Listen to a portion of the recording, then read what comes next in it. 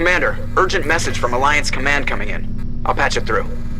Shepard, this is Admiral Hackett from Alliance Command. We've got a situation here, and you're the only one that can handle it.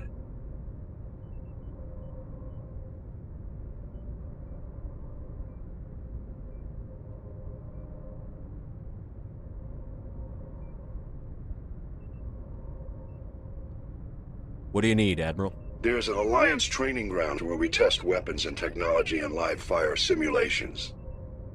One of the VIs we use to simulate enemy tactics in the drills is no longer responding to our override commands. It's gone rogue. Are you telling me this computer is thinking on its own? We're not stupid, Shepard. This is a virtual intelligence, not a true AI. It's not self-aware, and it can't access any external systems. We didn't do anything illegal here. Virtual intelligence support is critical to our military success. VIs process thousands of status reports and react in nanoseconds. No human can do that. We need you to fight your way through the training ground to the VI core and manually disable it. Can't you disable it remotely? Our fail-safes aren't responding. The VI operates on a closed network. It can affect any external systems, but we don't have any direct access to its processes. We could bomb it from orbit, but the damage to the facility would be catastrophic. We'd prefer to have someone shut down the core. Someone like you. I know Spectres answer the Council, but you're still human. You're still part of the Alliance military, and right now we need you. The VI controls all the facility's weapons, drones, and automated defenses. You're the only one that can pull this off, Shepard. Good luck.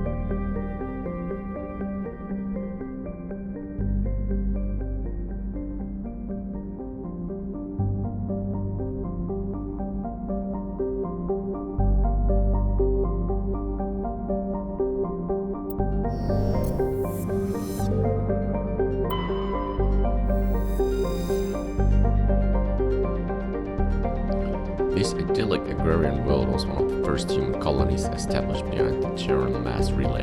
Eden Prime's biosphere is unusually well suited for importation of Earth-native life. This fertility drew heavy immigration and development by the Systems Alliance and various corporations. Today, Eden Prime is a model of sustainable, organized development. The population is house space-efficient archaeologies that tower over thousands of kilometers of green fields and orchards.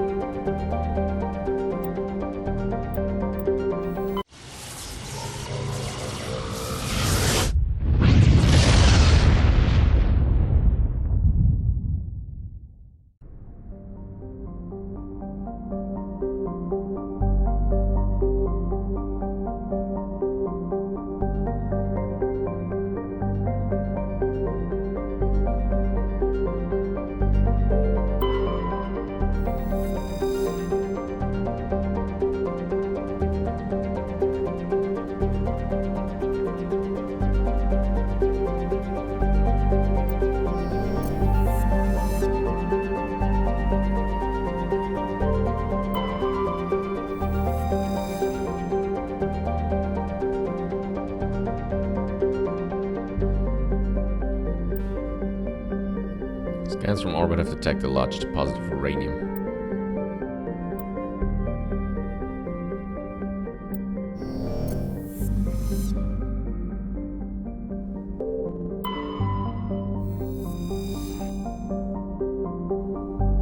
Trebin is a modest terrestrial world with an atmosphere composed of nitrogen and argon. Its surface is mainly composed of nickel with deposits of silver.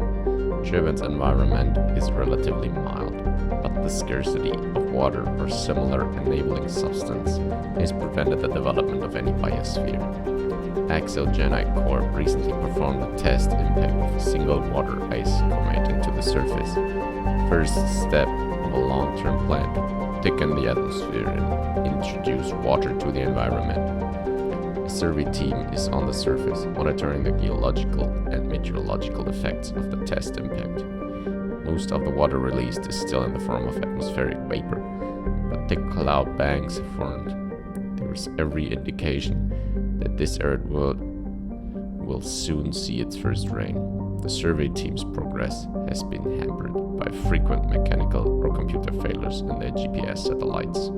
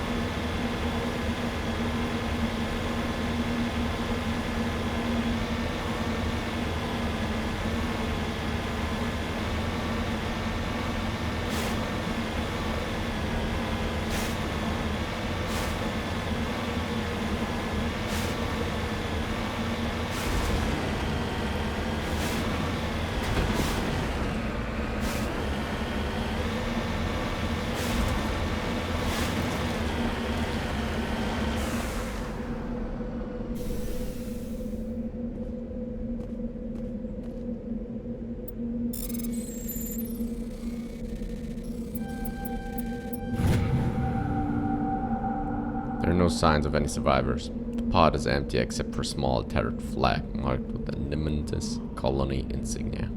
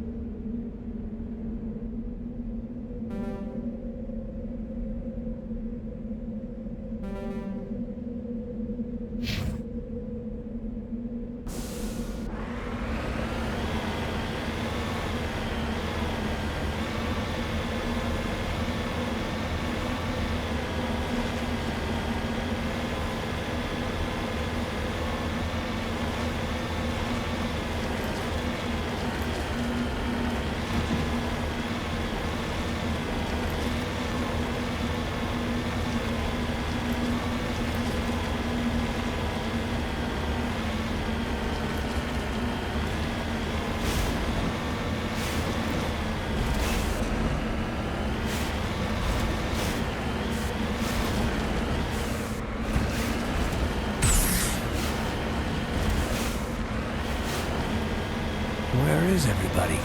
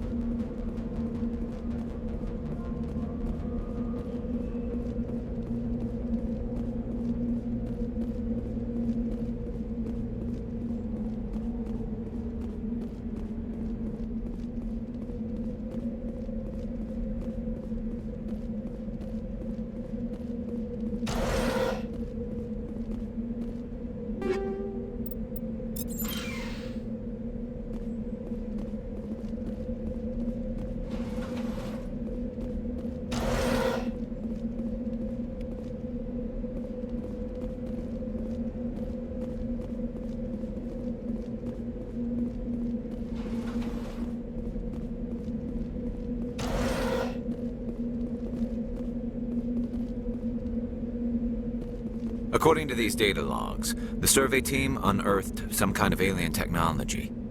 Guess we should head to the excavation site then.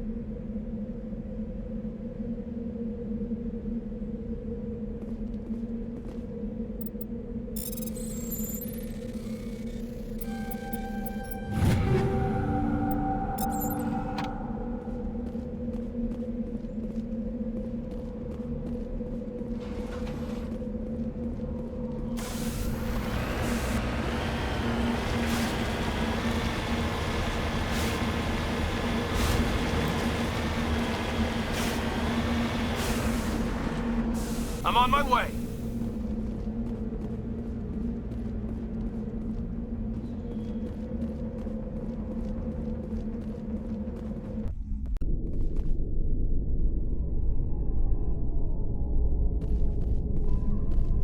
Just lead the way.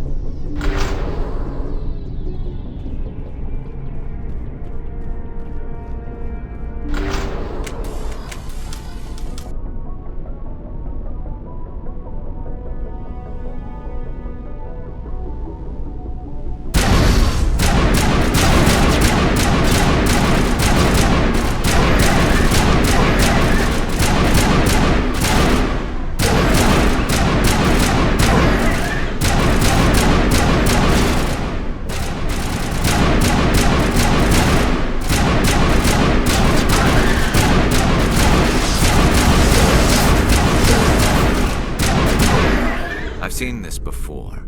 Machine cultists. The survey team must have unearthed some alien technology that turned them into mindless fanatics. Whatever they found, it's long gone now.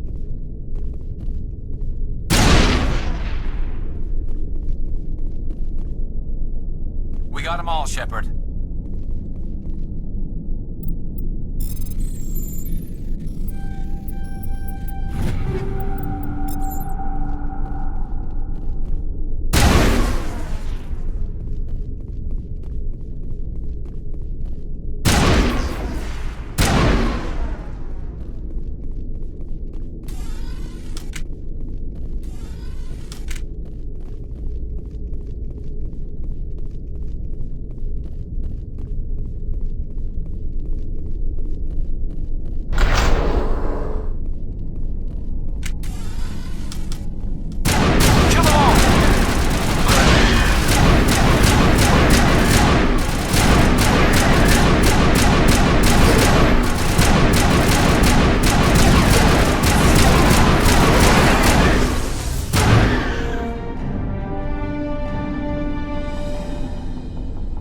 That accounts for all of the Exogenes survey team.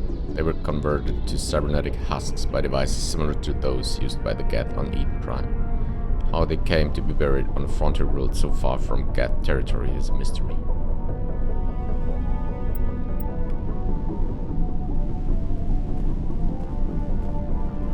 All clear.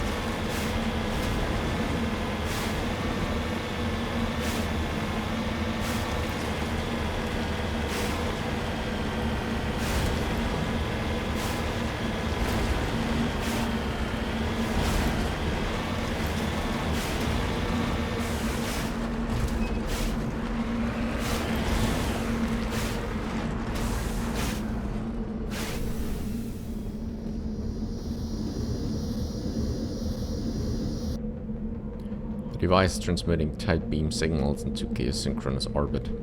This disrupts the survey team's GPS satellites, causing them to crash nearby.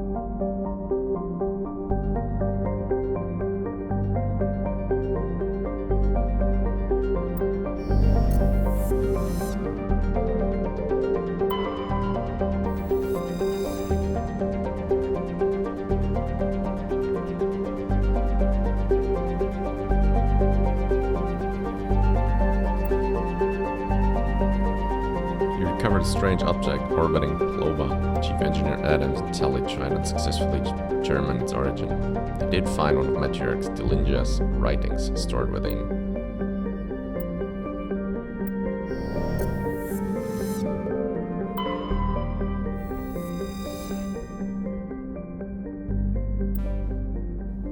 While scanning the planet Atmos, you detected a large concentration of hydrogen.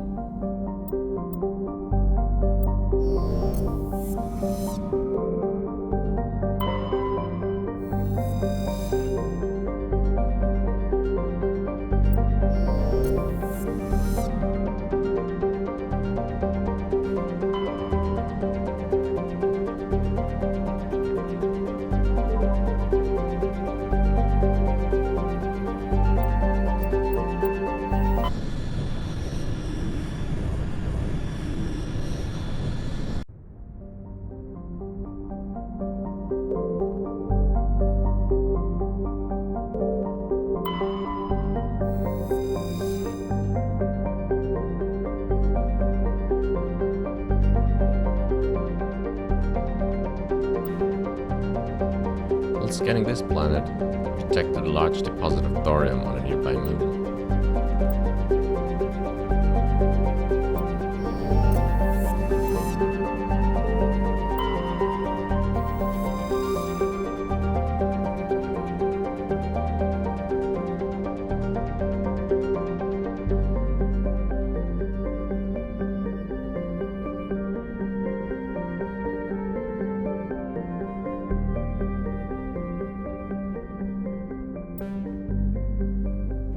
Scans of Yuntama revealed a derelict freighter in mid-stage orbital decay. The salvage team boarded the vessel and determined it had been attacked by raiders. There was little of value still on board, but the team did find a Protean data disk.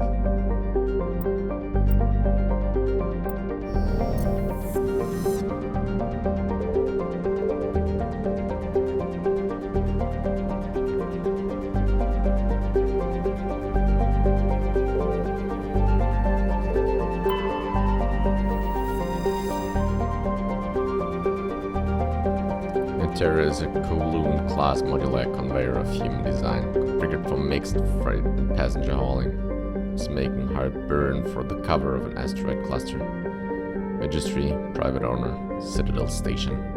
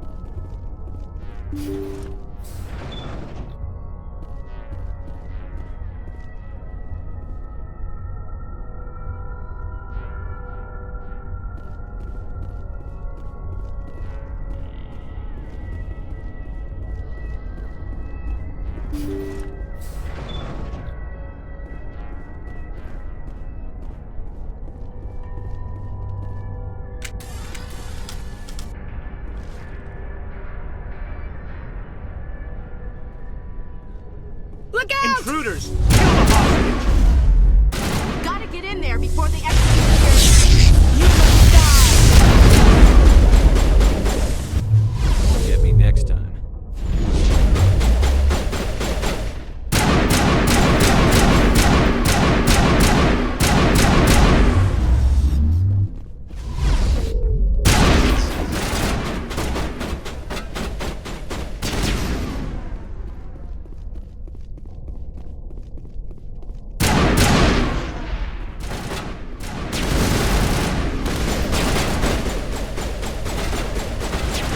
I will destroy you!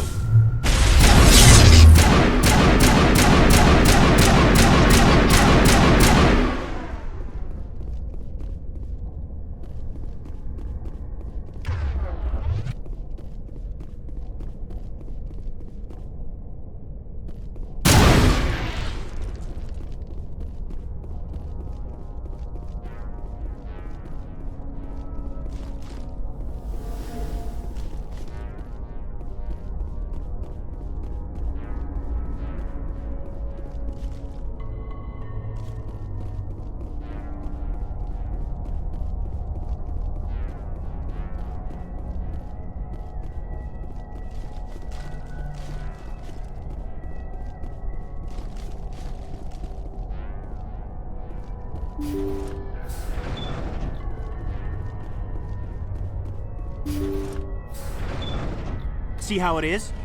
You write letters and everyone ignores you. Force is the only thing people appreciate. So how about if I kill Chairman Burns and finish this charade? Please, I was trying to help you people.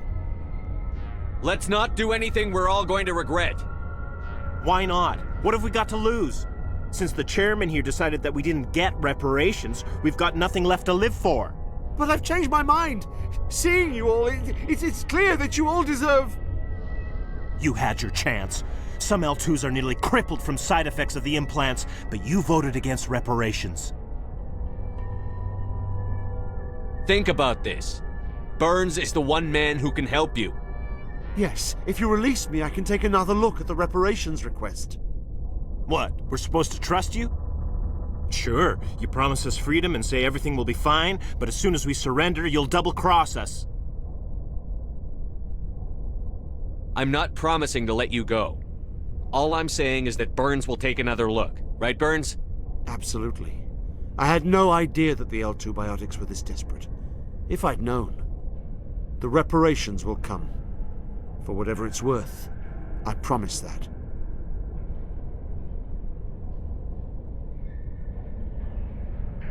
You're right. I don't want to die. Maybe something will happen this time. We surrender. Thank you, Commander. I thought I was dead when they took me.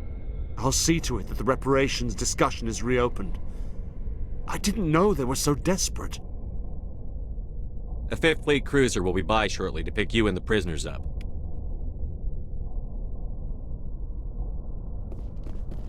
Thank you, Commander. I thought I was dead when they took me.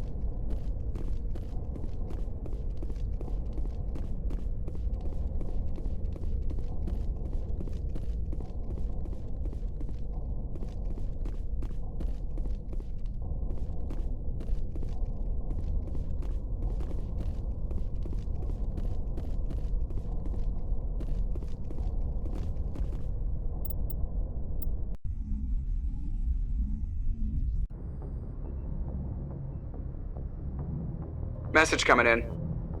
Patching it through. Thank you for dealing with the hostage situation, Commander.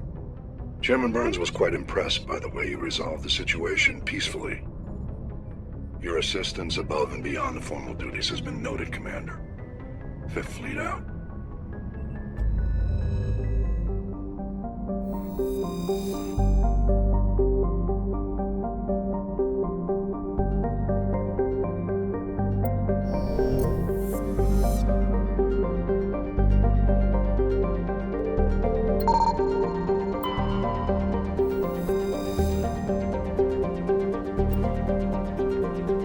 While scanning the asteroid field, we detected a large deposit of magnesium.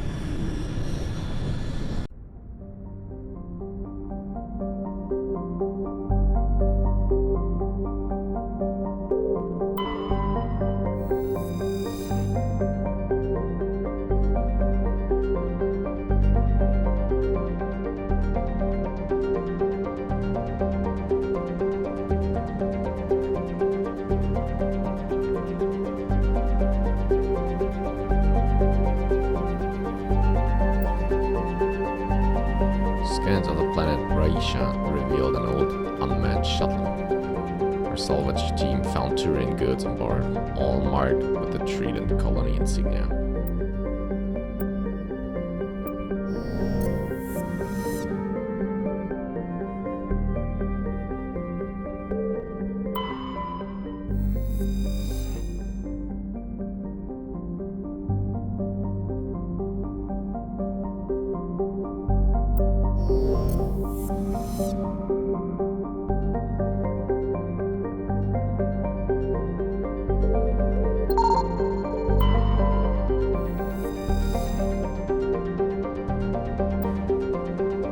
Scans of the asteroid field revealed deposits of lithium.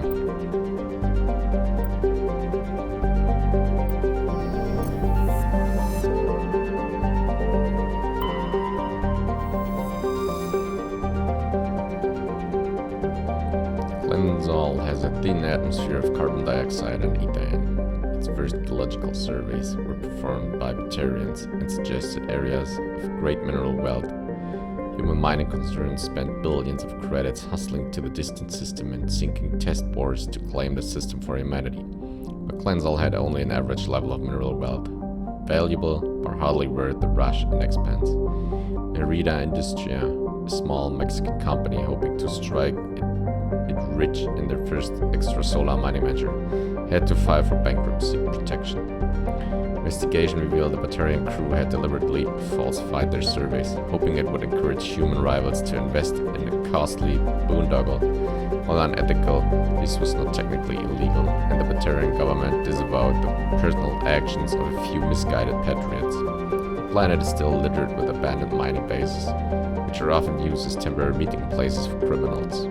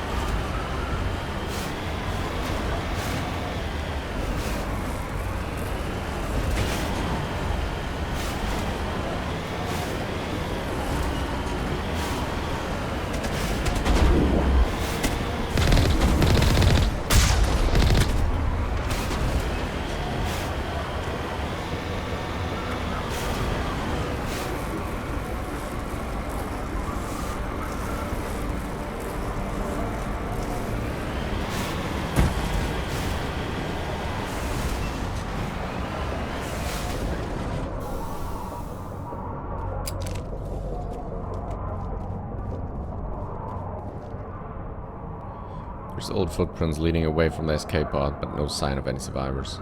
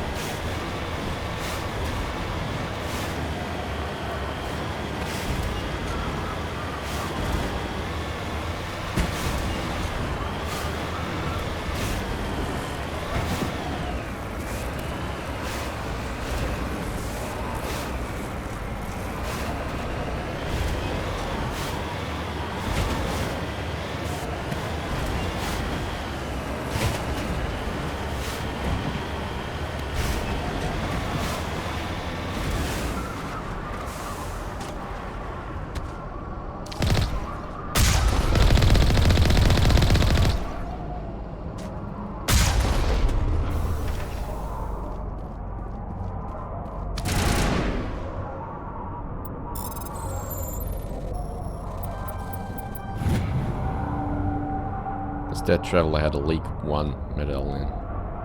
Where he found it and what he was trying to do with it is unclear.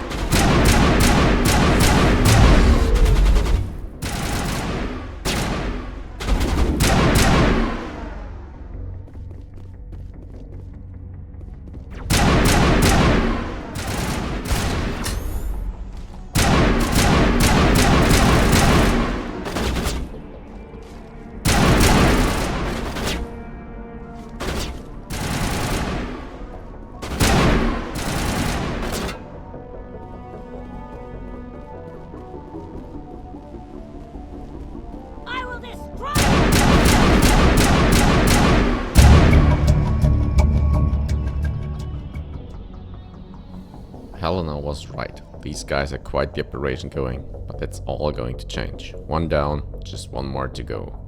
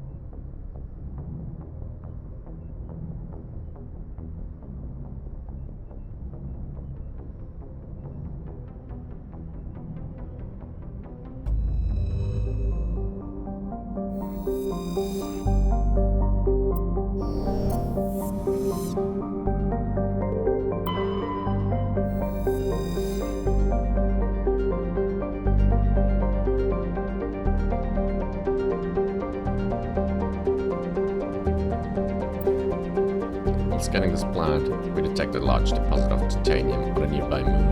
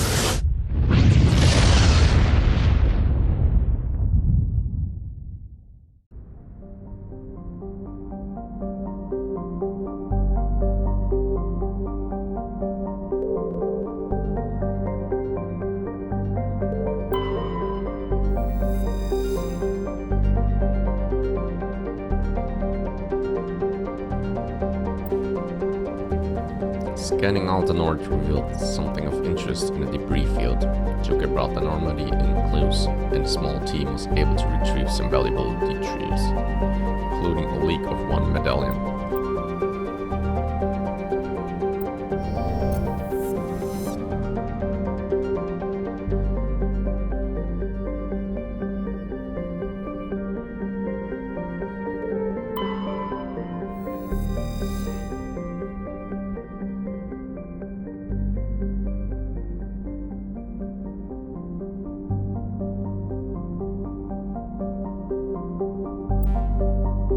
Scans from planet Parag have revealed a large deposit of titanium.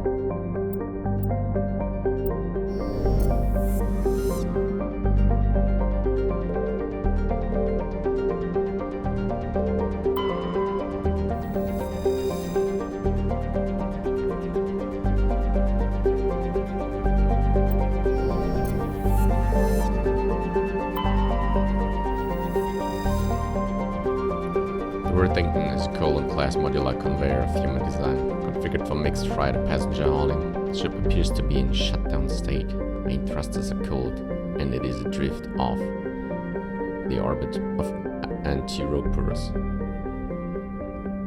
Registry, the Morrison Company, Shang-Chi.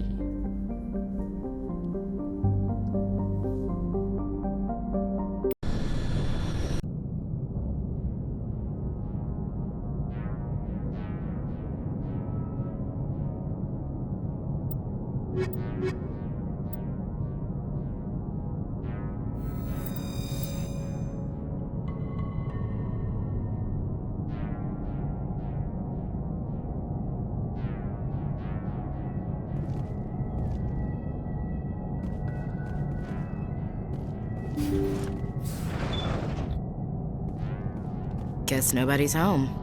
Someone must have shut down all systems, except basic life support.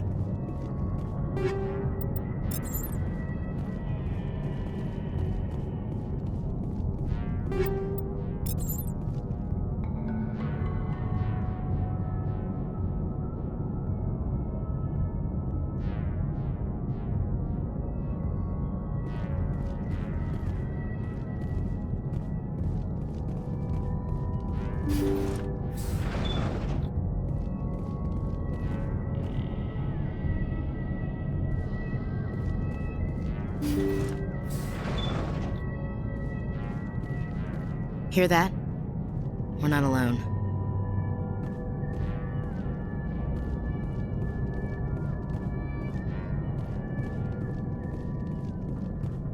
Somebody set that trap. This whole place could be wired.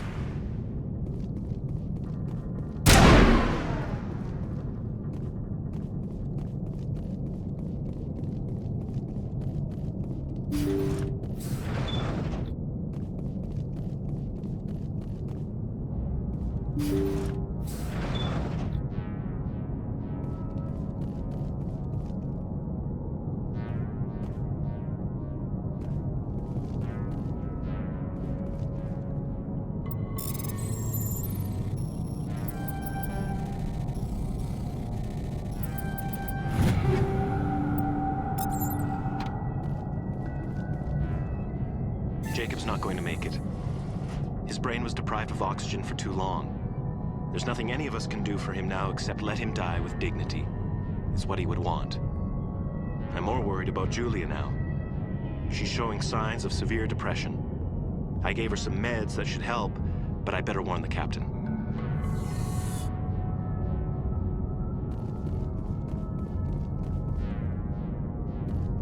Looks like that machine is keeping him alive. No brain activity. He's dead. This body is nothing but an empty shell.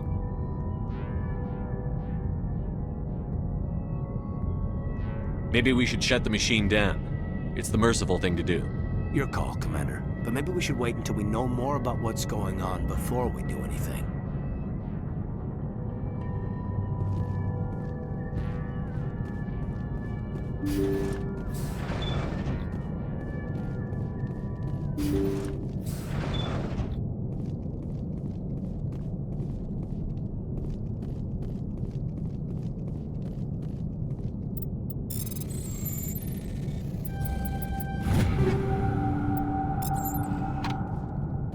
Jacob's gone. They say his brain isn't functioning anymore, and they want to shut off his machines. But Jacob's the only thing in the world that matters to me. I don't know how to help him, and it's tearing me up inside. I just feel so helpless, so damn angry. Dr. Smith gave me some meds to calm down, but I didn't take them. I can't. Not until I figure out a way to help Jacob. I won't give up on him. I won't!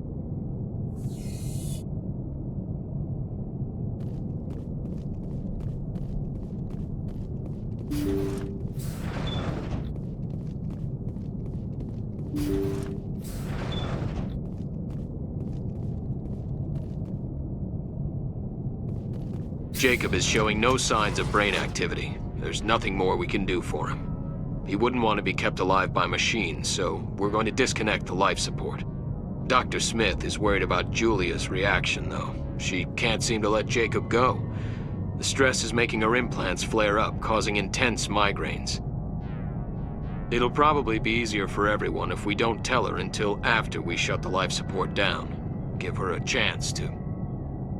Julia, what are you doing here? Why are you... Look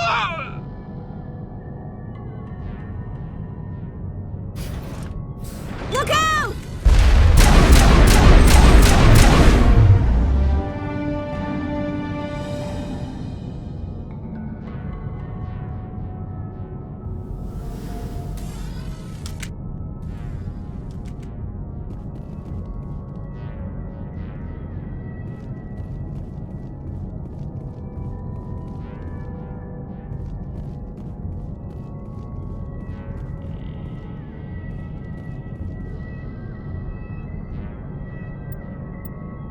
You did the right thing, Commander.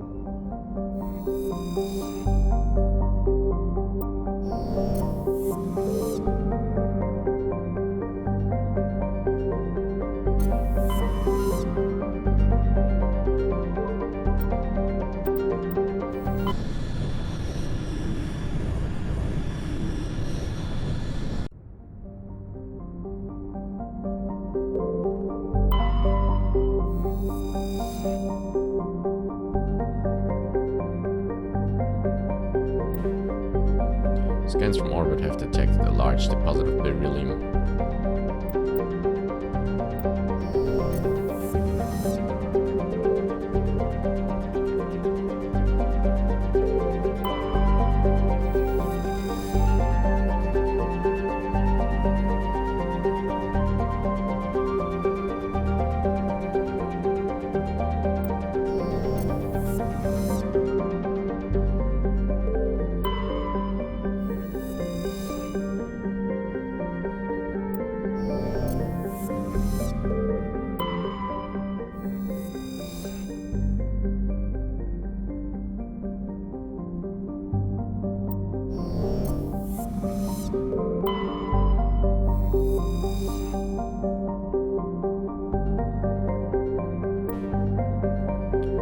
Scans of Paraven revealed an unmanned station in geosynchronous orbit. The salvage team found no evidence on the origins of the station, but they did find one of Matriarch Delina's writings on board.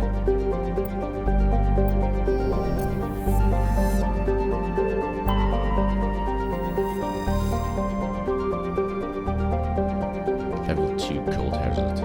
Mavigon is a small rock and ice planet within a thin atmosphere of ammonia and methane. The surface is frozen and mainly composed of tin with deposits of potassium. The planet has a rudimentary ammonia-based life, mainly concentrated around geothermal vents deep underground. Severe storm cycles are common. Due to limited visibility, navigation may be difficult.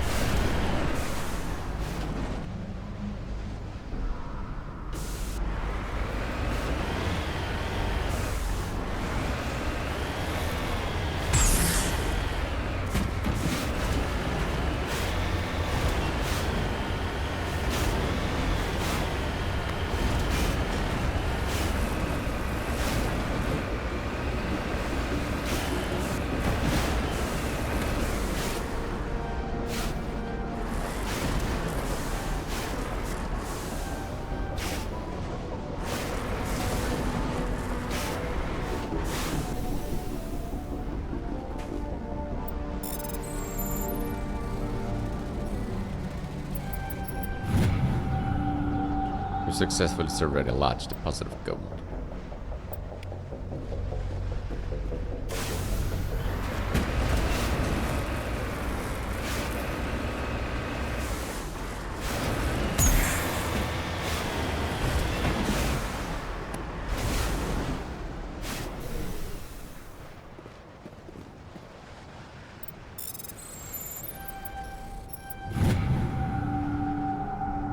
Discovered several small artifacts. Among them is an identification tag belonging to Captain Stranaka, one of the Solarian soldiers charged with hunting down the League of One.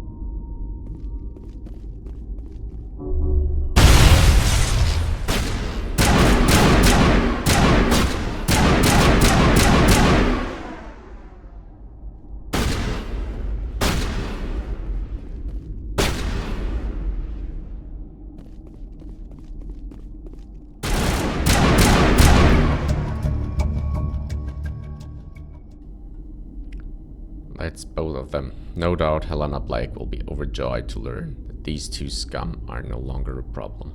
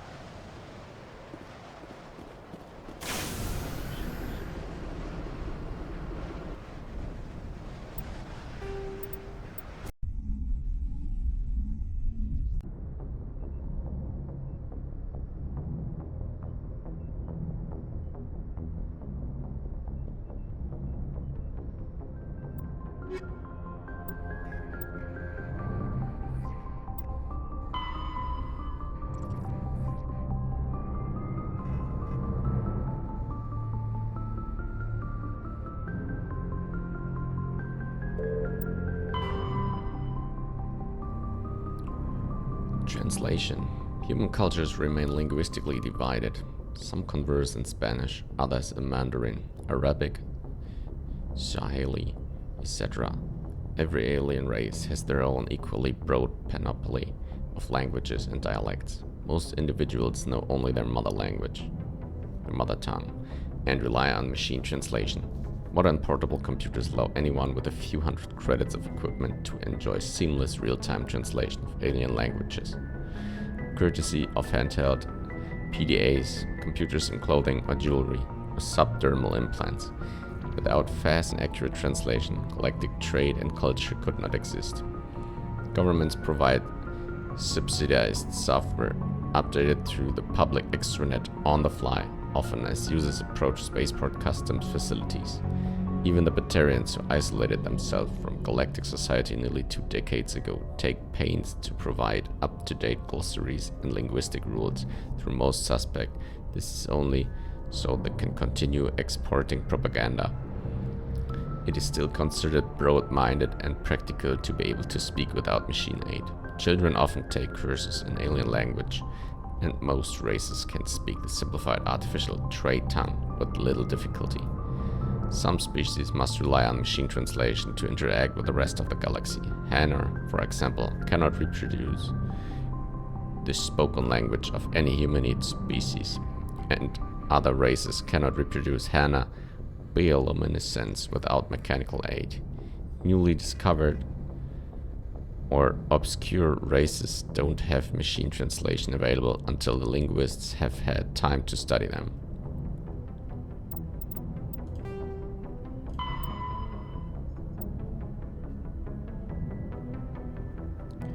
Because of their long lifespan, Asari tend to have a long view, not common in other races.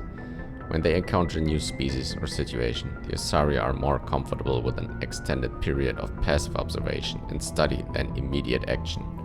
They are unfazed that some of their investments or decisions may not pay off for decades or centuries. Matriarchs can seem to make incomprehensible decisions, but their insight is evident when their carefully laid plans come to fruition. In interstellar relations, this long view manifests in an unspoken policy of centrism. The Asari instinctively seek to maintain stable balances of economic, political, and military power. Traditionally, Asari spread their influence through cultural domination and intellectual superiority. They invite new species of advanced development to join the galactic community, knowing that their ideals and beliefs will inevitably influence the existing culture. Salarians League of One. Before they joined the Citadel Council, the Salarians' most potent military tool was a small reconnaissance team known as the League of One. Their primary training was in espionage and assassination, never more than a dozen strong. The team was adept at infiltrating the tightest defenses and eliminating all necessary obstacles. Only a few top members of government and military were privy to the League's identities. League members wore no distinguished garments and held no particular rank. The only evidence of their participation in the League was a small medallion presented to each member upon induction. This secrecy was maintained until the formation of the Council. In an effort to dispel rumors and appease the new Asari partners, the Salarian Union released all classified documents pertaining to the League. The League of One was suddenly exposed and in danger of being hunted by enemies of the Salarians. Before any harm could be done, the team mysteriously disappeared. Most assumed this was a convenient lie to help hide their identities, but a few months later the inner cabinet was murdered. Though there was no incriminating evidence, it was clear who was responsible. Realizing the threat posed by this rogue outfit, the Special Task Group dispatched a team of hunters. When they didn't return, the STG dispatched 10 of its brightest operators with broad discretionary powers, only to return. They reported no evidence of the League. No further incidents were reported and it was assumed the League was wiped out. Some recently declassified documents, however, have suggested there may have been a 13th member who eluded the Salarian military. Turian cultures. While Turians are individuals with personal desires, their instinct is to equate the self with the group and set aside personal desires for the good of all. Turians are thought to have a strong sense of personal accountability, the Turian honor that other races find so remarkable. Turians are taught to own every decision they make, good or ill. The worst sin they can make in the eyes of their people is to lie about their own actions. Turians who murder will try to get away with it, but if directly questioned, most will confess the crime. Turians have a strong inclination toward public service and self-sacrifice, so they tend to be poor entrepreneurs. To compensate, they accepted the mercantile Volus as a client race, offering protection in exchange for their fiscal expertise. The Turian military is the center of their society. It is not just an armed force. It is an all-encompassing public works organization. The military police are also the civic police. The fire brigades serve the civilian population as well as military facilities. The Corps of Engineers builds and maintains spaceports, schools, water purification plants, and power stations. The Merchant Marine ensures that all worlds get needed resources. Military doctrine. Although they lack the brutality of the Krogan, the skill of the Asari and the virtuosity of the humans, the Turian military has formidable discipline. Officers and NCOs are lifers with years of field experience.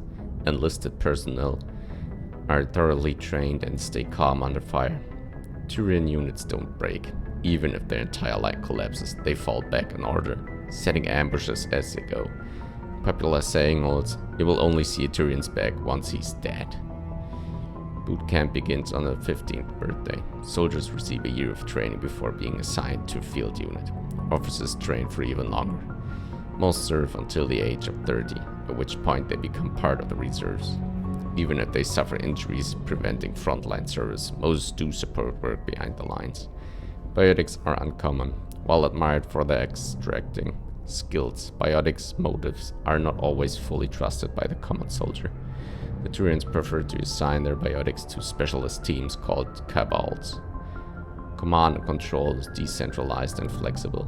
Individual squads can call for artillery and air support.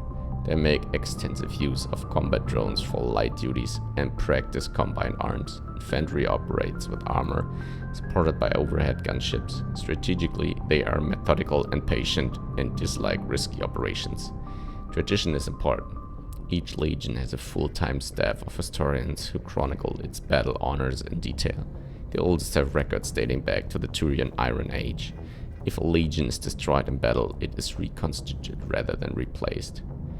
The Turians recruit auxiliary units from conquered or absorbed minor races.